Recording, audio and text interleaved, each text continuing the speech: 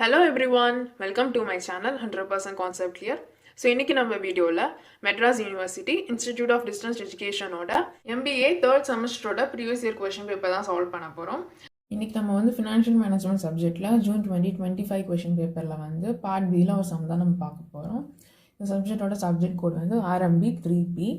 So நம்ம வந்து part B 6 மார்க்கில் ஒரு சம் தான் எடுத்திருக்கோம். சம் நம்பர் வந்து 14 வந்து நம்ம எடுத்திருக்கோம். ஆல்ரெடி நம்ம சேனலில் வந்து இந்த ஃபினான்ஷியல் மேனேஜ்மெண்ட் சப்ஜெக்டில் ப்ரீவியஸ் இயர் கொஷின் பேப்பர்ஸில் வந்து நிறைய சம்ஸ் வந்து சால்வ் பண்ணி ப்ளேலிஸ்ட்டாக வந்து மேக் பண்ணியிருக்கேன். ஸோ அதுக்கான லிங்க் வந்து டிஸ்கிரிப்ஷனில் இருக்கும், செக் பண்ணிக்கோங்க. இந்த வீடியோட கொஷின் பாருங்கள். Calculate the average rate of return for project A and B from the following. So நம்மளுக்கு வந்து ஆவரேஜ் ரேட் ஆஃப் ரிட்டர்ன் கண்டுபிடிக்க சொல்லியிருக்காங்க. அதுக்கு தேவையான இன்ஃபர்மேஷன்ஸ் வந்து கொடுத்துருக்காங்க. இன்வெஸ்ட்மெண்ட், அதாவது 2 ப்ராஜெக்ட் இருக்குது. அந்த 2 ப்ராஜெக்டோட இன்வெஸ்ட்மெண்ட் வேல்யூ என்ன, எக்ஸ்பெக்டட் லைஃப் என்ன அப்படின்றது கொடுத்துருக்காங்க. ஸோ இது பார்த்தீங்கன்னா நம்மளுக்கு வந்து கேபிட்டல் பட்ஜெட்டிங் அந்த சாப்டரில் வர ஒரு டாபிக் தான். ஸோ கேபிட்டல் பட்ஜெட் பார்த்தீங்கன்னா ஃபினான்ஷியல் மேனேஜ்மெண்ட் சப்ஜெக்டில் வந்து ஒரு சாப்டராக வருது. ஸோ இந்த கேபிட்டல் பட்ஜெட்டிங்கில் வந்து நிறைய மெத்தட்ஸ் இருக்குது. Payback period method, IRR method, average rate of return method அப்படின்ற மாதிரி. ஸோ இது எல்லாமே நான் கவர் பண்ணி ஆல்ரெடி கேபிட்டல் பட்ஜெட்டிங் அந்த டாப்பிக்கில் வந்து டீட்டெயிலாக வந்து வீடியோஸ் மேக் பண்ணியிருக்கேன். கேபிட்டல் பட்ஜெட் பற்றி டீட்டெயிலாக கற்றுக்கணும்னு நினச்சிங்கன்னா மறக்காமல் அந்த பிளேலிஸ்ட் அந்த லிங்க்குமே வந்து செக் பண்ணி பாருங்கள். ஸோ இந்த வீடியோவில் நம்மளுக்கு வந்து 2 ப்ராஜெக்ட் இருக்குது. அதுக்கான இன்வெஸ்ட்மெண்ட் வேல்யூ, எக்ஸ்பெக்டட் லைஃப் சொல்லியிருக்காங்க. அண்ட் நோ சாவேஜ் வேல்யூ, அதாவது ஸ்கிராப் வேல்யூ எதுவும் இல்லைன்னு சொல்லியிருக்காங்க. நெக்ஸ்ட் வந்து நம்மளுக்கு நெட் இன்கம் கொடுத்துருக்காங்க. நெட் இன்கம் வந்து பார்த்தீங்கன்னா after interest, depreciation and tax அந்த வேல்யூவில் வந்து கொடுத்துருக்காங்க. அதாவது இப்போ அவங்க கொடுத்துருக்குற இந்த இன்கமில் வந்து interest value, depreciation value, tax value இது எதுவுமே இல்லை. எல்லாமே வந்து மைனஸ் பண்ணிட்டு தான் நம்மளுக்கு வந்து கொடுத்துருக்காங்க.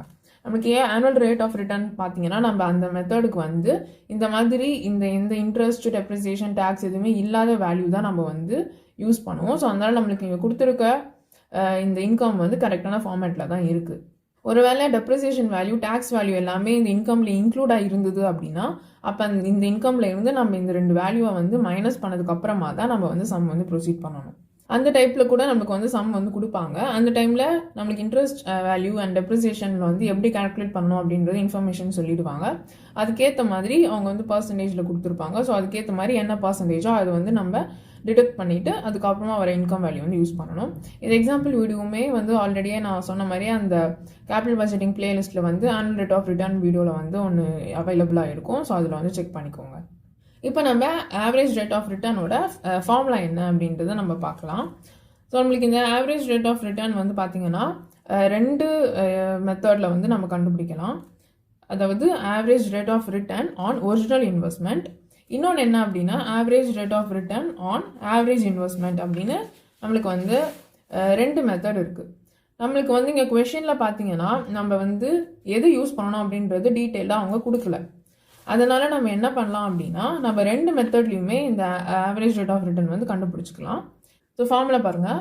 ஃபர்ஸ்ட் நம்ம ஒரிஜினல் இன்வெஸ்ட்மெண்ட் பற்றி பார்க்கலாம். ARR on original investment. இதுக்கான ஃபார்முலா என்ன அப்படின்னா annual net earnings divided by original cost minus scrap value into 100 அப்படின்றது. இப்போ நமக்கு இந்த ஃபார்முலாவில் இருக்கிற எல்லா வேல்யூஸும் தெரியுமான்னு பார்த்துக்கோங்க. ஆனுவல் நெட் ஏர்னிங்ஸ் கேட்டிருக்காங்க. ஆனுவல் நெட் ஏர்னிங்ஸ் வேல்யூ நம்மளுக்கு தெரியாது, நம்ம தான் கண்டுபிடிக்கணும். நெக்ஸ்ட் வந்து பார்த்தீங்கன்னா ஒரிஜினல் காஸ்ட். இந்த ஒரிஜினல் காஸ்ட் அப்படின்றது என்ன அப்படின்னா இன்வெஸ்ட்மெண்ட் வேல்யூ தான் நம்ம வந்து ஒரிஜினல் காஸ்ட் அப்படின்னு சொல்லுவோம். Next minus scrap value. கொஷனில் வந்து நம்மளுக்கு ஸ்கிராப் வேல்யூ எதுவும் இல்லை அப்படின்னு மேலேயும் வந்து கொடுத்துருக்காங்க. அப்போ இப்போ நம்ம இந்த ஃபார்முலா வந்து யூஸ் பண்ணணும் அப்படின்னா அதுக்கு நம்மளுக்கு வந்து ஆனுவல் நெட் ஏர்னிங்ஸ் வேல்யூ வந்து தெரியணும். இந்த ஆவரேஜ் நெட் ஏர்னிங்ஸ் எப்படி நம்ம கண்டுபிடிக்கணும் அப்படின்னா இப்போ நமக்கு 2 ப்ராஜெக்ட் இருக்குது. அதனால் நம்ம 2 ப்ராஜெக்ட்டுக்குமே தனித்தனியாக கண்டுபிடிச்சிக்கணும். ஃபர்ஸ்ட்டு ப்ராஜெக்ட் ஏக்கு பாருங்கள். ஸோ ஆனுவல் நெட் ஏர்னிங்ஸ் இது ஆக்சுவலாக என்னென்னா ஆவரேஜ் தான் நம்மளுக்கான. இந்த ஆனுவல் வந்து பார்த்திங்கன்னா நம்மளுக்கு ஃபஸ்ட்டு ப்ராஜெக்ட்டுக்கு வந்து 4 இயர் அப்படின்னு மேலே கொடுத்துருக்காங்க பாருங்கள். ப்ராஜெக்ட் ஏக்கு பார்த்தீங்கன்னா எக்ஸ்பெக்டட் லைஃப் வந்து 4 இயர். ஸோ நம்மளுக்கு வந்து அப்போ இங்கே நெட் இன்கம் வந்து பார்த்தீங்கன்னா 4 இயர் தான் வந்திருக்கு. ஸோ இந்த 4 இயருக்கான இன்கம்மை வந்து நம்ம ஆவரேஜ் எடுக்கணும். அதுதான் வந்து ஆனுவல் ஆவரேஜ் நெட் ஏர்னிங்ஸ் அப்படின்றது. ஸோ அதனால் ப்ராஜெக்ட் ஏக்கு வந்து 2000 + 1500 + 1500 + 1000 அண்ட் டிவைட் பை நம்மளுக்கு வந்து 4 இயர்ஸ் தானே, அதனால டிவைட் பை 4 போடுறோம். ஸோ இந்த வேல்யூ எல்லாமே ஆட் பண்ணும்போது 6000 டிவைட் பை 4 பார்த்தீங்கன்னா ₹1500. ஸோ இதுதான் வந்து ப்ராஜெக்ட் ஏக்கான ஆனுவல் நெட் ஏர்னிங்ஸ். இப்போ நெக்ஸ்ட்டு ப்ராஜெக்ட் பிக்கு கண்டுபிடிக்கணும். ப்ராஜெக்ட் பிக்கு வந்து annual net earnings is equal to நம்ம வந்து ஆவரேஜ் தான் எடுக்கிறோம். ஸோ அதனால் ப்ராஜெக்ட் பிக்கும் அதே தான். 3000 plus 3000 plus 2000 plus 1000 plus 1000 divided by இங்கே பார்த்தீங்கன்னா 5 போடணும். ஏன்னா நம்மளுக்கான ப்ராஜெக்டோட இயர் பார்த்தீங்கன்னா இங்கே 5 இயர் கொடுத்துருக்காங்க ப்ராஜெக்ட் பிக்கு. அதனால ப்ராஜெக்ட் பிக்கு வந்து 5 போட்டுக்கிறோம். ஸோ இது எல்லாமே ஆட் பண்ணும்போது 10,000 divided by 5 பார்த்தீங்கன்னா 2000 வருது. அப்போ நம்மளுக்கான ரெண்டு ப்ராஜெக்ட்டுக்குமே நம்மளான ஆவரேஜ் ஆனுவல் நெட் earnings கண்டுபிடிச்சிட்டோம்.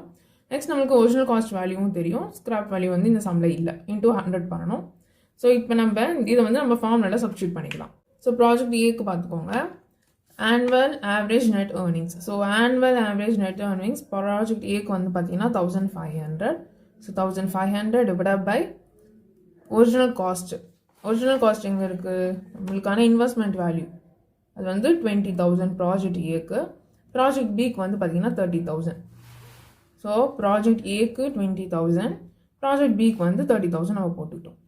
நெக்ஸ்ட்டு இன்டூ 100 பண்ணணும். ஸோ இதை வந்து நம்ம கேல்குலேட் பண்ணும்போது நம்மளுக்கு 7.5% வருது. நெக்ஸ்ட்டு ப்ராஜெக்ட் பிக்கு வந்து இங்கே மேலே ஆவரேஜ் நெட் earnings பார்த்தீங்கன்னா ப்ராஜெக்ட் பிக்கு வந்து 2,000. ஸோ 2,000 டிவைட் பை இது வந்து ஒரிஜினல் காஸ்ட்டோட வேல்யூ, இன்வெஸ்ட்மெண்ட் வேல்யூ 30,000 இன்டூ 100. நம்மளுக்கு வந்து ஸ்கிராப் வேல்யூ எதுவுமே இல்லை, அதனால நம்ம அது எதுவுமே கொடுக்கல.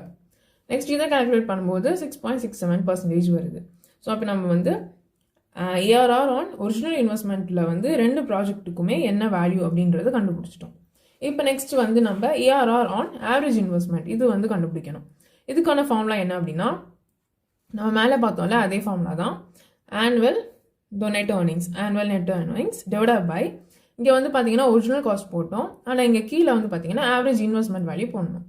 ஸோ இங்கே வந்து நம்ம ஒரிஜினல் இன்வெஸ்ட்மெண்ட் கண்டுபிடிக்கும் போது ஒரிஜினல் இன்வெஸ்ட்மெண்ட்டோட வேல்யூ யூஸ் பண்ணுவோம். ஆவரேஜ் இன்வெஸ்ட்மெண்ட் அந்த ஃபார்முலாக்கு வந்து கீழே ஆவரேஜ் இன்வெஸ்ட்மெண்ட் வந்து யூஸ் பண்ணோம். இது இந்த மாதிரி ஞாபகம் வச்சுக்கோங்க. தென் இன்டூ 100 வந்து ரெண்டுத்துக்குமே வந்து காமனாக வரும். ஸோ இப்போ இதில் பார்த்தீங்கன்னா நம்மளுக்கு ஆனுவல் நெட் earningsோட வேல்யூ தெரியும், நம்ம ஆல்ரெடி இங்கே மேலேயே கண்டுபிடிச்சிட்டோம். நம்ம இப்போ கீழே இருக்கிற இந்த ஆவரேஜ் இன்வெஸ்ட்மெண்ட் வேல்யூ நம்மளுக்கு தெரியாது. ஸோ அதுக்கு ஒரு ஃபார்முலா இருக்குது. ஸோ கீழே பார்த்தீங்கன்னா இதுதான் வந்து அதுக்கான formula. Average investment is equal to original cost minus scrap value divided by 2 plus additional net working capital plus scrap value. இப்போ ப்ராஜெக்ட் ஏ அண்ட் பி ரெண்டுத்துக்குமே இந்த வேல்யூ வந்து நம்ம இப்போ கண்டுபிடிக்கணும். ஸோ ப்ராஜெக்ட் ஏக்கு பார்த்துக்கோங்க, ஒரிஜினல் காஸ்ட் அதாவது இன்வெஸ்ட்மெண்ட் வேல்யூ நம்ம கொஷின்லேருந்து எடுத்திருக்கோம் 20,000 மைனஸ் ஸ்கிராப் வேல்யூ எதுவுமே இல்லை, அதனால 0 divided by 2 plus additional net working capital வேல்யூவும் எதுவும் இல்லை, அதனால 0. அதுக்கடுத்து ஸ்கிராப் வேல்யூவும் எதுவும் இல்லை, அதனால 0. ஸோ இது நம்ம வந்து கேல்குலேட் பண்ணும்போது நம்மளுக்கு 10,000 வருது. இப்போ நெக்ஸ்ட் ப்ராஜெக்ட் பிக்கும் வந்து இதே ஃபார்முலா யூஸ் பண்ணி கண்டுபிடிச்சிக்கோங்க. So project B is equal to இதுக்கான இன்வெஸ்ட்மெண்ட் வேல்யூ வந்து பார்த்தீங்கன்னா 30,000 கொஷினில் இருக்கும். தென் மைனஸ் ஸ்கிராப் வேல்யூ எதுவும் இல்லை, அதனால 0 டிவைட் பை 2 ப்ளஸ் இந்த ரெண்டு வேல்யூ எதுவுமே இல்லை, கொஷினில் எதுவும் கொடுக்கல, அதனால 0. ஸோ இப்போ நம்மளுக்கு வந்து 30,000 மைனஸ் 0 வந்து 30,000 அண்ட் டிவைட் பை 2 வந்து பார்த்தீங்கன்னா rupees 15,000 வருது. ஸோ ப்ராஜெக்ட் ஏ அண்ட் பிக்கான இந்த ஆவரேஜ் இன்வெஸ்ட்மெண்ட் வேல்யூ நம்ம கண்டுபிடிச்சிட்டோம். நெக்ஸ்ட்டு இந்த ஆனுவல் நெட் earnings வேல்யூ வந்து ஆல்ரெடி நம்ம கண்டுபிடிச்சிருக்கோம். ஸோ நம்ம அதை யூஸ் பண்ணிக்கலாம். ஸோ இப்போ நமக்கு வேல்யூஸ் தெரியும், இதை வந்து ஃபார்முலாவில் சப்ஸ்டியூட் பண்ணிக்கோங்க. ஸோ ஃபஸ்ட்டு வந்து ப்ராஜெக்ட் ஏக்கான value is equal to annual net earnings வந்து பார்த்தீங்கன்னா ஸோ ப்ராஜெக்ட் ஏக்கு ஆனுவல் நெட் earnings வந்து 1,500, ப்ராஜெக்ட் பிக்கு வந்து 2,000.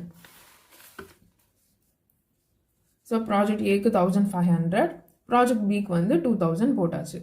தென் divided by average investment value project ஏக்கு வந்து பார்த்தீங்கன்னா 10,000 and average investment value project பிக்கு பார்த்தீங்கன்னா 15,000 இன்டூ 100 ரெண்டுத்துக்கும் போட்டுக்கோங்க.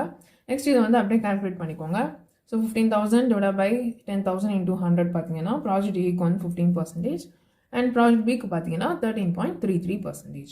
ஸோ இப்போ நம்மளுக்கு வந்து கொஷினில் ஆவரேஜ் ரேட் ஆஃப் ரிட்டர்ன் கண்டுபிடிக்க சொல்லியிருந்தாங்க. ஆனால் என்ன மெத்தடில் கண்டுபிடிக்கணும் அப்படின்ற மென்ஷனிங் இல்லை அப்படின்றதுனால நம்ம சேஃபர் சைடில் இருக்கணும் அப்படின்றதுக்காக ரெண்டு மெத்தட்லேயுமே நம்ம வந்து கண்டுபிடிக்கிறோம்.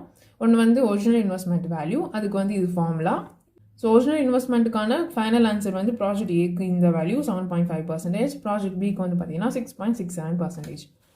அண்ட் ஆவரேஜ் இன்வெஸ்ட்மெண்ட் மெத்தடில் ப்ராஜெக்ட் ஏக்கான ஃபைனல் ஆன்சர் பார்த்தீங்கன்னா 15%, ப்ராஜெக்ட் பிக்கு பார்த்தீங்கன்னா 13.33%.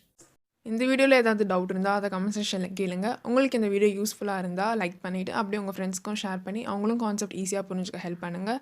அண்ட் இந்த மாதிரி நிறைய ரிலேட்டட் டாபிக்ஸ் பார்க்கணுன்னு நினச்சிங்கன்னா மறக்காமல் நம்ம சேனலை சப்ஸ்கிரைப் பண்ணிவிடுங்க. தேங்க்யூ ஃபார் வாட்சிங்.